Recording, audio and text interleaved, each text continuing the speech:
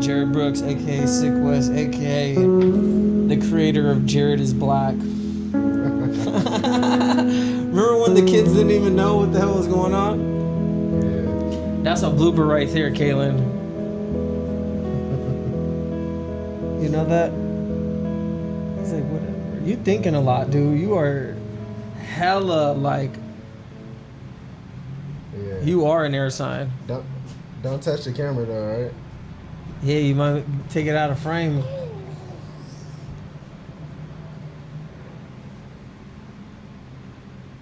He's like, whatever. All right, Jerrid, I got 3 questions. Yes. All right, I need to let everybody know what the situation is. The situation is it's a little bit hot in the apartment. There's no AC, so it's very hot actually in the apartment. I've known this character in the book of life since I was in 5th grade, but more so, I've known him as Sicwest since, I don't know, I feel like that was sophomore year of high school. When did you come into the name Sicwest?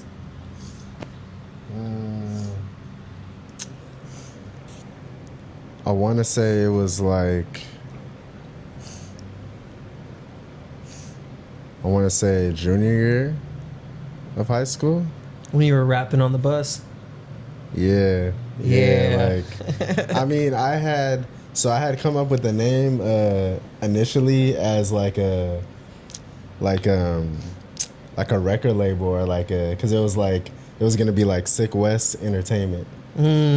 So I had come up with that, and at the time I really didn't know what I wanted to do with it, and I was going through so many different like names and stuff like that. You know, I was like JB or like Young JB or Dang, what the Young heck? J or like all these different like little like Those are names. like elementary rap names, you know. And I don't know, one day I was just sitting in my room like just like, you know, writing some raps, jotting down like ideas, and then it just dawned on me like, what am I really gonna do with this whole like Sicwest ENT thing? Like, what am I gonna do with it? And at that time, just like, I don't know how to like start a label or start a record label. Like, I'm literally like 16, 17. So I'm just like, whenever I'm in a cypher and I'm like rapping, like people are like, yo, that's sick. And like, just the sick part was always like a South Bay thing. You know what I'm saying? Like, that's just like some South Bay shit. And I was like, you know what? What if I just made this my rap name? And then like another part of me was like, well, what would it mean? So then I was like, you know what? What if I come up with a acronym or something like that for it? And so I did. And Sicwest is like the whole thing is an acronym, so it's Spit in California with extraordinary style and technique. Sicwest. So that's how I came up with that, and then, you know, the other stuff attached to it came later. You know, Sick Wheezy. Yeah. You know, just like, you know, or some people just call me Sick. You know, for short. And it stuck. So I like that shit. It's unique. And it's always been a part of who I am. Do you think that the name Sicwest ever got confused with either Kanye West or even like you said Wheezy, so like Wayne, like back in the day when we were in high school? I mean, or even after that? I mean, sometimes, yeah, but I didn't mind it because like those were two of like my major influences when it came to like why I wanted to do hip hop. You know, especially Ye, like one of the main reasons why I wanted to like eventually become a producer, like after rapping and shit. And Lil Wayne was like, you know, that 09, like right, 2010, 2011, like just he couldn't be stopped. You know what I'm saying? Like he held that belt for a minute. But yeah, there's definitely some influence there with the name, and you know, being from the West Coast, so that's also in there too. But yeah, man, I was really glad when I finally found like who I was gonna be. You know what I'm saying? Do you feel like the music that you're making now is a 180 or a 360 from where you started? Wow. That's a good question. Because you know how some people say, oh, I've completely changed, where it's like a 180. Yeah. But then the full circle moment is like when they not only change, but they can get back to the beginning of like, oh, now I know where I came from. Yeah. I feel like it's not necessarily like a 180 or a 360, but it's just more or less like another side of myself. It's already messed up, dog. You're not going to be able to fix it. Another channel of myself. I feel like with the music I make now, especially with like when it comes to like Soul Fever, which is for those that don't know, is a duo that I'm part of with my homie Modal Soul. It's just things became more expressive at the point in time where they needed to be. So I think that Soul Fever has allowed me to dive deeper into just more conscious music. It's also allowed me to get into like harmonizing and just more expression. And not to say that my music wasn't expressive before, but it's a different channel. It's definitely different from the stuff that I'm used to making as just Sicwest, which is cool because I mean I feel like Sicwest gave me a chance to be anything and everything that Jerrid wasn't. You know, anything that I was feeling like, all right, like I might not be able to express this as like a regular civilian, but it gave me that outlet to like, you know, I'm feeling this, so this is what I'm gonna express with this. It's kind of like with Sicwest. It's like I can say everything that Jerrid can't. Yeah. But with Soul Fever, it's kind of like a mixture of, all right, this is what Jerrid is deeply going through, but also this is where it gets to get channeled through Sicwest as well. So I kind of bounce in between Sicwest and who Jerrid really is on the inside with Soul Fever. Don't touch it. You like it, huh? Yes. What's up?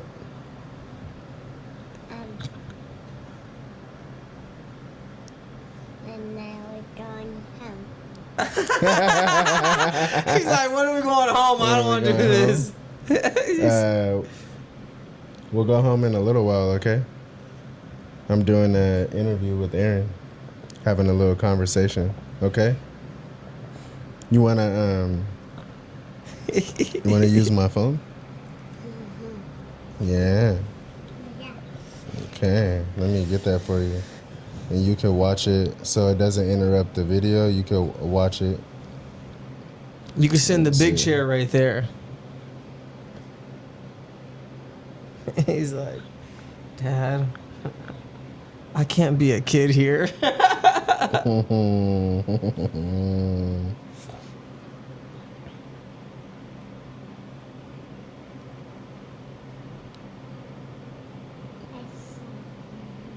Yeah. You want me to give him headphones? I have headphones. You have headphones? Yeah, I got USB-C headphones. Yeah. Yeah, I got you. Put it pause.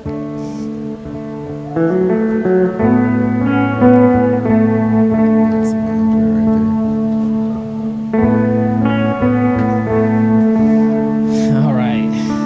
You good, Tucker? Now you don't think about going here, okay? You chill.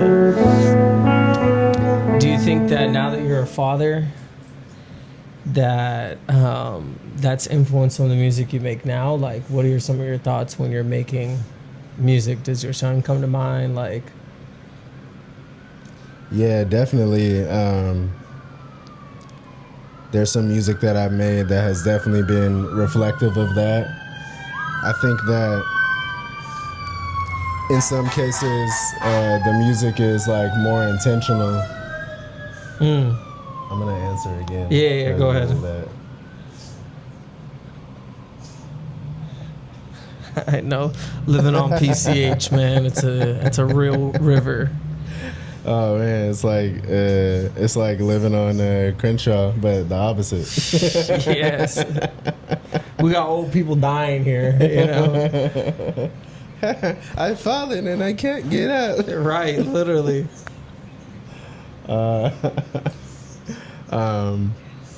But yeah, I definitely think that being a father has influenced my music.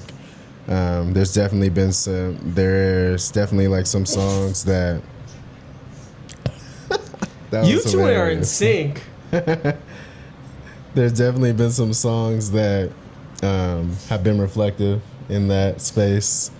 And I think that to a certain extent, some of the music is like more intentional.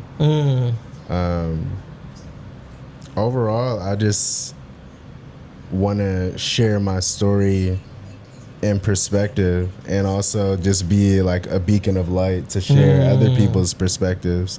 Because sometimes I feel like people go through stuff and they don't always get to share it. So if I could be like, you know what I'm saying, that person that I could share their stories and their experiences, then, you know, so be it. And I think that, like, I mean, I've been an artist for a while now, and I think that that's like a topic of discussion a lot in the music industry. Like, oh, like, this person is not really talking about their life or this and that. Like, I don't believe in any of that shit. Like, there's no rules. Like, I mean, it's like an author, like a pseudonym, like Mark Twain. Like, that's not even like a real person. It's a moniker. Like, there's no rules. You can do whatever you want. You can make a story or a song about whatever you want. You know, there's no rules. Tucker, look at this guy. He's like him, bro. Yes, it's okay. Look at this guy. Hey, Tucker, give him space. Go over there, Tuck. Tuck, go. This guy right here. Go over there, like lay down.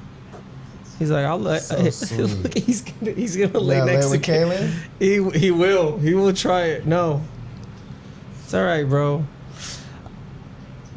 Now you in the shot. There you go. Lay down. Be a good boy.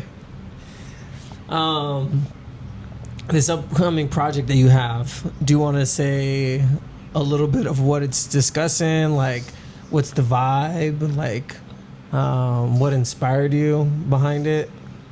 Yeah, definitely. Yeah, I'm really excited for this upcoming project. It's called Camera Boys. The reason why it's called Camera Boys is right now in society we're in an interesting space.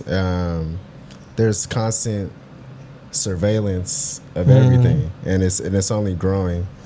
Especially in America. I mean, it's already prevalent in other places like, you know, China.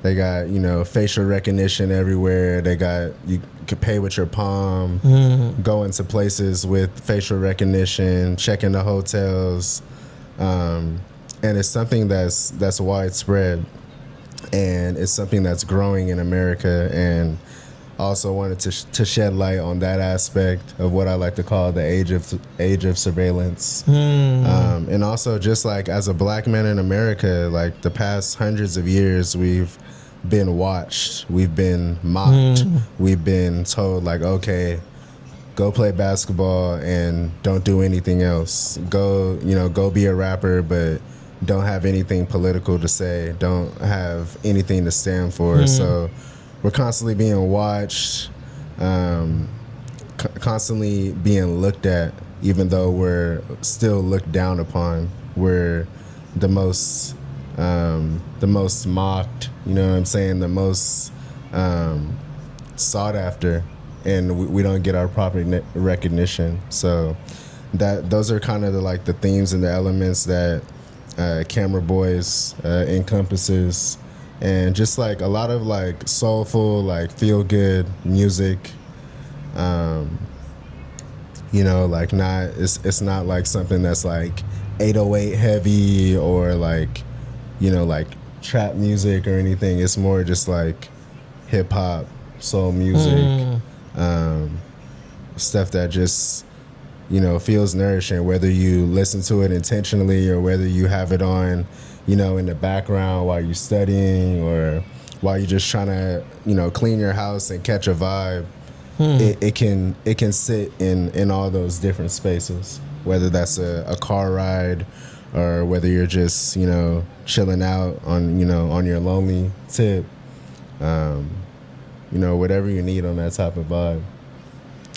Do you feel that the work that you put into this,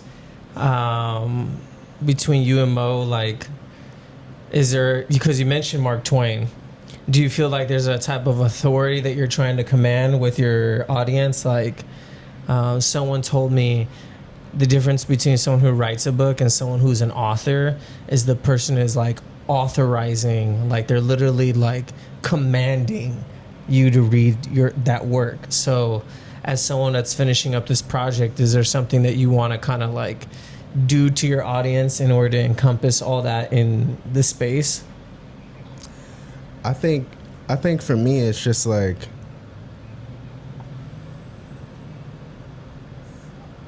people are always going to, there's just so many ways it could go. Like people are always going to watch what you do. But it's not always about what you do and what people think of you. It's about how you carry yourself and how you stay true to yourself. So that's really the message that I want to get across, like with this whole concept, is that although you're being watched, although everything is being surveilled from, you know, FaceTime to you on Instagram, like Instagram is watching, they're collecting your data. It's just about being who you are authentically and not letting people put you in a box. That's like the whole thing that I want to convey. Like as much as these things are true, you also have to be in a space where you're unapologetic. Like you shouldn't be afraid to be yourself, and you shouldn't really care about what box people try to put you in. So that's like the message that I want to send out there to people with Camera Boys, is that like don't let anybody box you in, and don't let anybody think that they can tell you that they know you because they're watching you. It's just like people do on social media, you know. Right. There's people who watch your stories, they never engage, they never like, and that's just like the eye behind it too. It's not just like, you know, the people that be or the government that's watching. It's everybody. Right. It's your coworkers, your everyday friends, your casuals, your family. Everyone's watching at the end of the day. Everybody has some type of eye on you. It's not necessarily just about like cameras or like paparazzi, but it does play on that too. Last question. If there's anything that you could change in music right now, what would it be?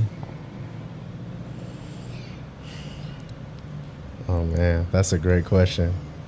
I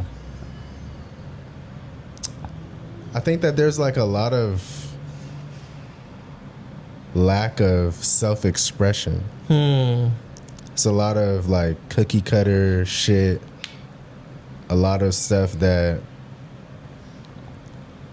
and granted, like it's not like people are in a space to say something that hasn't been said before, but I just feel like a lot of artists are afraid to be themselves or afraid to talk about like what they may have authentically been through. Like how many times has we heard like, oh, somebody's trapping and somebody's down bad, or, you know, in the streets, in the trenches. Like we've heard that shit a million times before, but we haven't heard like, oh, like there's this black kid and he grew up in the suburbs and he had a unique experience. And it's like, for me, like that's where the light bulb clicked in my head, like nobody can tell my story and nobody can be me.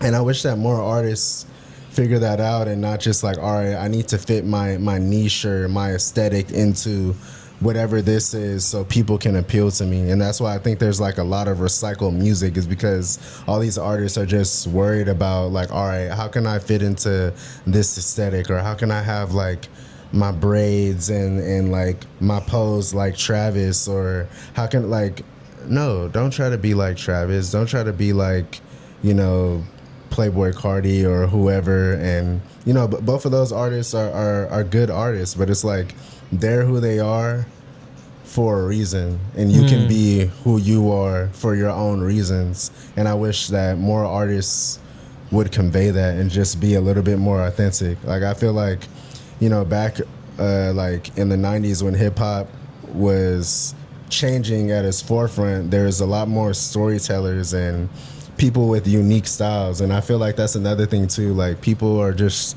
trying to copy styles instead of just doing something authentic. And I think that's the piece that's missing, and that's what I want to do differently, is offer up a different perspective and a different way of approaching, which I don't think a lot of people are doing now. Wise words.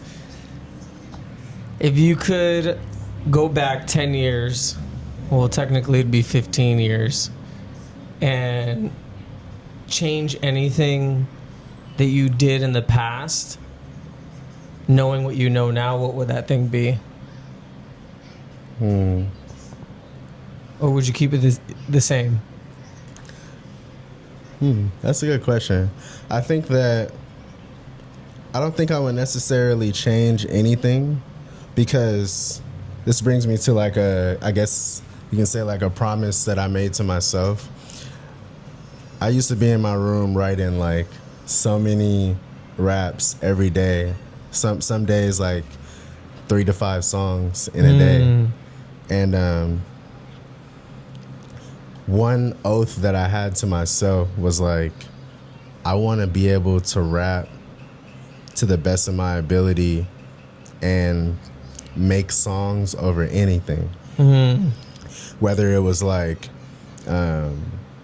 dubstep, whether it was like acoustic, reggae, boom bap, trap, any type of genre, dance, to challenge myself to just be truly an artist and never have to box myself in. I felt like that would always make me open to work with anybody. And I feel like now I haven't gotten there all the way, but it's allowed me to open doors that I wouldn't have if I just told myself like, oh, like I'm just a rapper and my music's gonna sound like this. Like I don't ever think about that. Like I don't ever approach anything in that way. So I think that oath that I made to myself has allowed me to not box myself in. You know what I'm saying? And not allow me to take in what others say, like, oh, you should do this, or you should remix this song, or like, how about not? How about I just do like authentically what I want to do? And it kind of brings me back to, I remember I met this lady back when I was driving Uber, and she ended up being my vocal coach for a minute. I went to a couple lessons with her, and the most important thing she told me that made me like a lot more confident when singing is that anyone can sing and anyone can hit a note, but one thing that no one could be is you. No one can have your voice. So when she told me that, and this is like someone that I didn't really know like that, you know, when she told me that, I'm just like, damn, like, just like unlocked everything for me. And after that, like, I became less afraid to sing, less afraid to harmonize, and just really move more towards being like the true artist that I wanted to be. So that's my take on it. It's very factual. That's MC equals whatever the hell the math problem was. E equals MC squared. Yeah, I don't even know anymore. All right, now this is the question that always throws everyone off. Ready? Don't overthink it. What are your last words? My last words.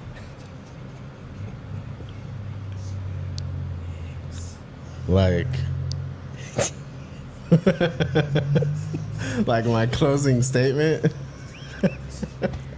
What are your last words? That's it. I ask everyone this, and they got so many different responses. He's like, what are your last words before you go? Like, where am I going? Is it to see the Holy Father? Or is it like just after this is over?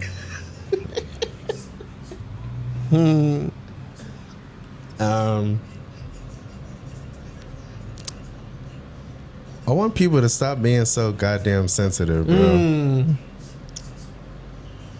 Listen to people.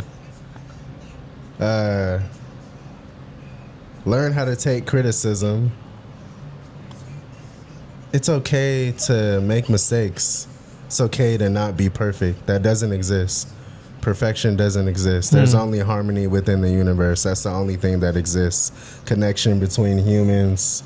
And I think that a lot of people really crave connection. And I'm not talking about digital connection. I'm talking about face to face, what we're doing here right now. I think that people should strive to just be more authentic, be more explorative. Stop trying to copy other people and stop consuming so much. You can only consume as much as you can till you gotta go in that bathroom and release it, right? Like Factual. you can't just be a consumer of garbage. You need to be able to intake data, see things for what they are, especially now in this AI age. Like, getting to a point, like Jack Dorsey said, we can get to a point where we don't know what's real and what's fake. Right. Only the real ones will be able to decipher. So it's up to us to keep this ball rolling and keep it cool for humanity. Like, we don't need to give away what makes us human. We need to stay grounded, stay 10 toes down, and really just keep soaring through this game of life. That's my last words. That's a mic drop. Right, Kaylin? No words.